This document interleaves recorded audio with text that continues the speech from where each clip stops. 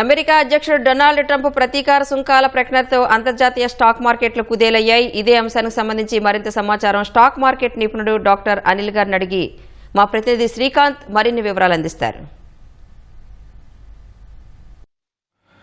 America సుంకాల భయంతో భారత స్టాక్ మార్కెట్లు కుదేలవుతున్నాయి. ట్రంప్ విధిస్తున్న సుంకాలతో స్టాక్ మార్కెట్లు ఒడిదుడుకులకు లోనవుతున్నాయి. ఈ విధంగా అంటే ప్రస్తుతం పరిస్థితి ఏ విధంగా ఉంది, స్టాక్ మార్కెట్లు ఎప్పుడు కోలుకునే అవకాశం ఉంటుంది, ఈ సుంకాల భయం ఏ విధంగా వెంటాడుతుందని తెలుసుకోవడానికి certified financial planner doctor Anil Kumar మనతో ఉన్నారు. ఆయన అడిగి మరిన్ని వివరాలు తెలుసుకున్నాం. సార్ నమస్కారం. సార్ నమస్తే సార్, ప్రస్తుతము ట్రంప్ విధిస్తున్న సుంకాలు భారత్ స్టాక్ మార్కెట్పై ఏ విధంగా ప్రభావం చూపిస్తున్నాయి? ఒకటి మన ఏంటంటే అమెరికా మనకు మేజర్ మన ఎక్స్పోర్ట్ పార్ట్నర్ కూడా. ఒక 18% మన ఇండియన్ ఎక్స్పోర్ట్స్ వచ్చేసి అమెరికాకు ఉన్నాయి. మన ఫార్మా రంగంలో కానీ, ఐటీ రంగంలో కానీ, ఎలక్ట్రానిక్స్ రంగంలో కానీ, ఆటో రంగంలో కానీ. అండ్ ఆల్సో ఇంకోటి ఇంపార్టెంట్ ఏంటంటే జెమ్స్ అండ్ జ్యువెలరీస్ ఏవైతే మనము డైమండ్స్ ఎక్స్పోర్ట్ అవన్నీ కూడా ఉన్నాయో అమెరికా మేజర్ ట్రేడింగ్ పార్ట్నర్. ఇందులో మన క్లోజ్ టు ఒక $77 బిలియన్, మనం 75 నుంచి $77 బిలియన్ ఇప్పుడు లాస్ట్ ఇయర్ మనం ఎగుమతులు చేశాము అమెరికాకి. ఈ సుంకాల వల్ల కంపల్సరీ ఈ సెక్టర్స్ ఏవైతే ఉన్నాయో ఈ రంగాల్లో కంపల్సరీ ప్రభావం పడే అవకాశం ఉంది. ఎస్పెషల్లీ ఏంటంటే 26% ఇవాళ నుండి 26% సుంకాలు అన్నింటి మీద వేస్తాము అని అన్నారు. అంటే అది కూడా 26% కూడా డిఫరెన్షియల్ అనమాట. కొన్ని కేసుల్లో వాళ్ళు కూడా 10% వేస్తున్నారు అనుకో, ఇప్పుడు ఓన్లీ ఒక 16% అనమాట.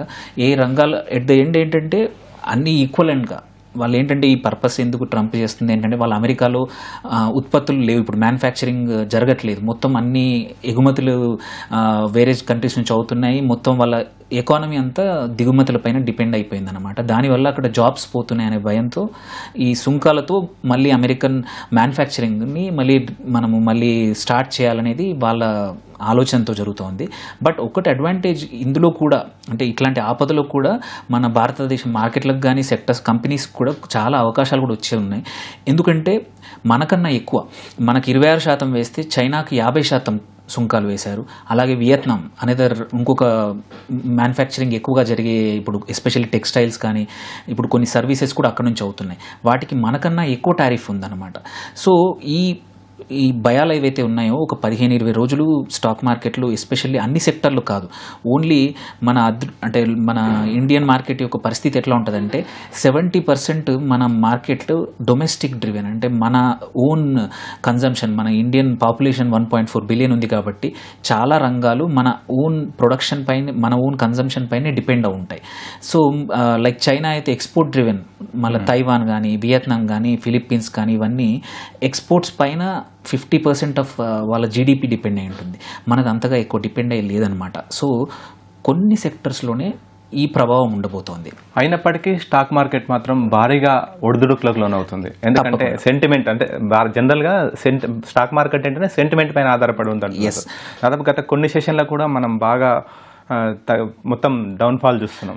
ఇది ఇంకా ఎన్ని రోజులు కొనసాగే అవకాశం ఉంటుంది? ఈ సుంకాల ప్రభావం నుంచి ఎప్పుడు బయటపడే అవకాశం ఉంటుంది? ఈ టారిఫ్స్, ఈ సుంకాలు వస్తున్నాయని ఆల్రెడీ ఒక 15-20 డేస్ నుంచి, అండ్ ఆల్రెడీ యుఎస్లో ట్రంప్ మాట్లాడుతున్న పద్ధతులు, తన ట్రేడ్ అంటే ఇట్లా ఎక్స్పోర్ట్స్ పైన ముందు నుంచి భయాలతో ఆల్రెడీ ఈ సంవత్సరం మేజర్ ఎక్స్పోర్ట్స్ ఏంటి, మన ఐటీ ఎక్స్పోర్ట్స్, ఐటీ సర్వీసెస్, అది ఇండియాలో నిఫ్టీ ఐటీ ఇండెక్స్ అంటాము, ఈ సంవత్సరం ఆల్రెడీ 15% పడిపోయింది ఆల్రెడీ. ఇంకా కొంచెం భయాలు ఉన్నాయి. కంపల్సరీ ఇవాళ కూడా ఒక 1%-2% పడిపోవచ్చు. ఎందుకంటే ఇండియన్ ఈక్విటీ మార్కెట్ ఏదైతే ఉందో, స్టాక్ మార్కెట్ ఉందో, తను ఓన్గా కాకుండా ప్రపంచ మార్కెట్లు ఎలా వెళ్తున్నాయో చాలా మటుకు వాటితో పాటు జరుగుతాయి. నిన్న రాత్రి ఓవర్ నైట్ మనం అమెరికన్ మార్కెట్స్ చూసుకుంటే నియర్లీ 3-4% పడిపోయాయి భయాలతో, ఫ్యూచర్స్లో కానీ మళ్ళీ ఈవెన్ అక్కడ మార్కెట్స్ కూడా. సో అదే పరిస్థితి ఇవాళ మాత్రం ఒక ఈ వీక్ అంటే ఈ 2-3 రోజులు ఉండే అవకాశాలు ఉన్నాయి. బట్ ఒక్కసారి ఇన్వెస్టర్స్ ఈ భయాలు పొడగొట్టుకొని కొంచెం క్లారిటీ, ఎందుకంటే చాలా మటుకి ఈ సుంకాలు ఏ సెక్టర్ పైన ఎంత అనేది ఇంకా క్లారిటీ ఎవరికీ లేదు. సో కొన్ని ఇమ్మీడియట్ సెక్టార్లు మాత్రం, ఎస్పెషల్లీ ఫార్మా ఒకటి, ఎక్కడైతే మనం మేజర్గా జెనరిక్ మెడిసిన్స్ మనము ఎక్స్పోర్ట్స్ చేస్తూ ఉంటాము, ఐటీ ఒకటి, అక్కడ కూడా చాలా స్టాక్స్ ఏవైతే మేజర్గా 60-70% వాళ్ళ యొక్క ఆదాయం అనేది అమెరికన్ మార్కెట్ పైన అమెరికన్ కంపెనీస్ నుంచి వచ్చేది ఉంటుంది. వాటికి ఒకటి ఇబ్బంది పక్క. దాంతోపాటు ఏంటంటే మన ఎలక్ట్రానిక్స్ ఇప్పుడు కొత్తగా మనం చూసుకుంటే ఎలక్ట్రానిక్ ఎక్స్పోర్ట్స్ మనం మొబైల్స్ కానీ చాలా ఇండియాలో మ్యానుఫ్యాక్చరింగ్ అవుతున్నాయి. ఒక 5 years బ్యాక్ ఇప్పటికి తేడా ఏంటంటే ఇండియన్ మ్యానుఫ్యాక్చరింగ్ ఎక్స్పోర్ట్స్ చాలా ఎక్కువయ్యాయి. సో వాటికి ఇమ్మీడియట్గా కొంచెం ఎఫెక్ట్ అవ్వచ్చు. అండ్ మేజర్గా ఇంకొక మన డొమెస్టిక్ మన కాంపిటేటివ్ ఏంటంటే మనము జెమ్స్ అండ్ జ్యువెలరీ చాలా ఎక్స్పోర్ట్స్ చేస్తాం. దానిపైన 13% ట్రేడ్ గ్యాప్ ఉంది, ఇప్పుడున్న టారిఫ్ గ్యాప్ ఉంది అంటే వాళ్ళకి మనకి. సో అంటే ఈ 13% వాళ్ళు అడిషనల్గా మన మీద సుంకాలు వేసే ఉన్నారనమాట.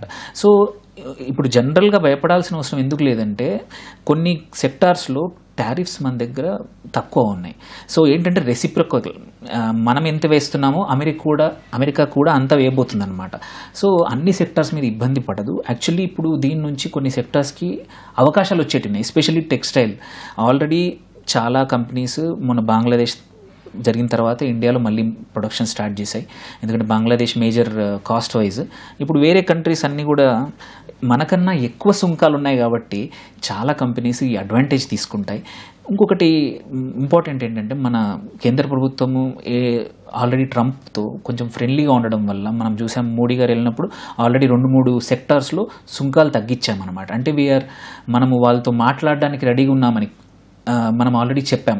వేరేజ్ ఏమంటారు, మెక్సికో కానీ కెనడా కానీ వాళ్ళతో మాట్లాడకుండా వాళ్ళు కూడా రెసిప్రొకల్ టారిఫ్ అంటారు. అంటే వీళ్ళు వేశారు వాళ్ళు సుంకాలు సేమ్ అమెరికా 25% కెనడా మీద వేసింది, కెనడా కూడా 25% అమెరికా వస్తువుల మీద సుంకాలు విధించింది అనమాట. కానీ మన భారత్ మాత్రం అలా కాకుండా పరిష్కరించుకునే విధంగా కూడా జరుగుతూ ఉంది. ఆల్రెడీ బ్యాక్ ఎండ్ జరుగుతూ ఉంది. మళ్ళీ ఇండియా యుఎస్ ఒకటి ఏమనుకున్నారంటే మొన్న వెళ్ళినప్పుడు $500 బిలియన్, ఇప్పుడు $80 బిలియన్ పర్ యానం సంవత్సరానికి ఎక్స్పోర్ట్స్ నడుస్తూ ఉన్నాయి. దాన్ని $500 బిలియన్ ఇంకొక 5 to 7 yearsలో చేయాలని ఆల్రెడీ అగ్రిమెంట్ ఉందన్నమాట. సో దీనివల్ల పక్కా ఒక 15 రోజులు మార్కెట్స్ అప్స్ అండ్ డౌన్స్ ఉండే అవకాశాలు ఉన్నాయి. బట్ అన్ని సెక్టార్స్ ఎఫెక్ట్ అవ్వదు. సార్ అయితే ప్రధానంగా మన నుంచి ఎక్కువ ఫార్మా నుంచి ఎగుమతులు చాలా ఉంటాయి. జెనరిక్ మెడిసిన్స్ అమెరికన్స్ యూజ్ చేసే జెనరిక్ మెడిసిన్స్లో ఎక్కువ మనకు మన కంట్రీ నుంచే ఎక్కువగా ఎక్స్పోర్ట్ అవుతుంటే వాళ్ళు ఇంపోర్ట్ చేసుకుంటుంటారు. అయితే దానివల్ల ఫార్మా రంగం ఎక్కువగా ప్రభావం అవుతుందని చెప్పి కూడా ఇప్పటికే ఫార్మా రంగ ప్రతినిధులు ఆందోళన వ్యక్తం చేస్తున్నారు. ఈ మేరకు రాజ్యసభ పార్లమెంట్లో కూడా చర్చలు జరిగింది.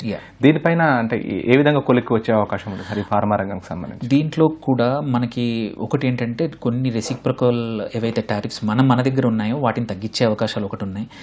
రెండోది ఏంటంటే ఈ జనరిక్ మెడిసిన్స్ పైన అక్కడ అమెరికాలో కూడా పేషెంట్స్ అందరూ ఈ కాస్ట్కి దొరికే అవకాశాలు లేవు. సో అందుకే ఈ ఒక్కటి సెక్టార్ని ట్రంప్ ఎగ్జెంప్షన్ ఇచ్చే అవకాశం ఉందని ఒక డిస్కషన్ నడుస్తుందన్నమాట. బికాజ్ అది ఎసెన్షియల్. మనం ఇప్పుడు వేరేవన్నీ లగ్జరీ ఐటమ్స్ అవి ఉండొచ్చు, బట్ గోల్డ్ కానీ ఇప్పుడు అవి జ్యువెలరీ, బట్ మందులు మాత్రం కంపల్సరీ వాళ్ళకు కావాలి. అక్కడ పేషెంట్స్కి మనం టారిఫ్స్ విధిస్తే కట్టాల్సింది వాళ్ళే. మనకు ఎక్స్పోర్ట్స్ మనకి కొంచెం కొన్ని రోజులు దెబ్బతిన్నా, బట్ అక్కడ అమెరికన్ వినియోగదారులు ఎవరైతే ఉన్నారో మందులు వాళ్ళకైతే ఈ అడిషనల్ 25% వాళ్ళకు బర్డెన్ అవుతుంది. ఆ బర్డెన్ వాళ్ళకన్నా పడవచ్చు, అక్కడ ఇన్సూరెన్స్ కంపెనీలు కానీ అక్కడి కంపెనీలు ఎవరైతే పే చేస్తున్నారో వాళ్ళకి ఇబ్బందులు పడతాయి. సో ఒక మెడిసిన్స్ని మాత్రం ఎగ్జామ్షన్స్ అని అక్కడ డిస్కషన్స్ నడుస్తున్నాయి. కుదిరితే ఒక 1-10 రోజుల్లో దానికి క్లారిటీ రావచ్చు. అది 1. సెకండ్, కంపల్సరీ మన ఇండియన్ మ్యానుఫ్యాక్చరింగ్ ఏవైతే యూనిట్స్ ఉన్నాయో కొన్ని అక్కడ ఇట్లాంటి జరుగుతుందని ఆల్రెడీ ఒక 6 నెలల్లో ఒక 7-8 ఇండియన్ కంపెనీస్ అక్కడే ప్యాకింగ్ చేయడానికి డొమెస్టిక్ అమెరికన్ కంపెనీస్ కొనేసాయి ఆల్రెడీ. కొనేసాయి అనమాట. సో ఎందుకంటే మన కంపెనీస్ కొన్ని స్ట్రాంగ్గా ఉన్నాయి, చిన్న యూనిట్స్ని ఓన్లీ ఇక్కడ నుంచి రా మెటీరియల్ వెళ్తుంది, ప్యాకింగ్ అంతా అక్కడ జరిగి సో ఈ టారిఫ్స్ అవాయిడ్ అవుతుంది అనమాట. అలాగే కొన్ని కంపెనీస్ మెక్సికోకు మూవ్ చేసాయి వాళ్ళ ఈ మ్యానుఫ్యాక్చరింగ్ కొన్ని యూనిట్స్. సో ఇండియన్ కంపెనీస్ కూడా ఒక 15-20 రోజులు మార్కెట్ ఒడిదుడుకులైనా సరే మన కంపెనీస్ ఏవైతే ఉన్నాయో కంపల్సరీ అడాప్ట్ చేసుకుంటాయి. దీనికి తగ్గట్టు తొందరగా మార్కెట్కి ఎలా ఇప్పుడు రష్యా ఉక్రెయిన్ యుద్ధం అప్పుడు మన ఇండియన్ ఎక్స్పోర్ట్స్ ఎలా మనం ఆయిల్ ఎలా ఇంపోర్ట్ చేసుకున్నాము, మళ్ళీ తిరిగి యూరప్కి ఎలా ఎక్స్పోర్ట్ చేసామనేది. సో ఆ విషయంలో మన దగ్గర అడాప్టబిలిటీ, అంటే ఎటువంటి కష్టాలు వచ్చినా ఒక మన బిజినెస్ మెన్, మన ఎక్స్పోర్టర్స్ కానీ మన బిజినెస్ మెన్ కానీ తొందరగా ఆల్టర్నేట్ మార్గాలు అనేది తొందరగా వెతుక్కుంటాము. ఈ కేసులో కూడా స్టాక్ మార్కెట్ పైన కంపల్సరీ ఒక 15-20 రోజులు పడుతుంది. బట్ అన్ని సెక్టర్స్ కాదు, ఫార్మా, ఐటీ, కొన్ని ఎలక్ట్రానిక్ సెక్టర్, మళ్ళీ కొంచెం జెమ్స్ అండ్ జ్యువెలరీస్. వెరాజ్ మన మేజర్ సెక్టర్స్ ఎఫ్ఎంసీజీ 100% ఇమ్యూన్. మనది ఆల్సో మన రియల్ ఎస్టేట్ కానీ చాలా రంగాలు ఏంటంటే 100% వాటికి మార్కెట్ వచ్చి ఇండియన్ మార్కెటే. అటువంటి వాటికి కొన్ని రోజులు పడవచ్చు. కాకపోతే ఒక మేజర్ ఇష్యూ ఏంటంటే డాలర్ ప్రైజ్, ఇండియా ప్రైజ్ వల్ల ఫ్లక్చుయేషన్స్ వచ్చే అవకాశాలు ఉన్నాయన్నమాట. Okay, thank you sir. Thank you. ఒక 15-20 రోజులలో ఈ సుంకాలకు పైన క్లారిటీ వచ్చి ఆ తర్వాత స్టాక్ మార్కెట్ యథావిధిగా కొనసాగే అవకాశం ఉందని చెప్పి కూడా certified financial planner doctor Anil Kumar Bachchu చెప్తున్నారు. Over to you.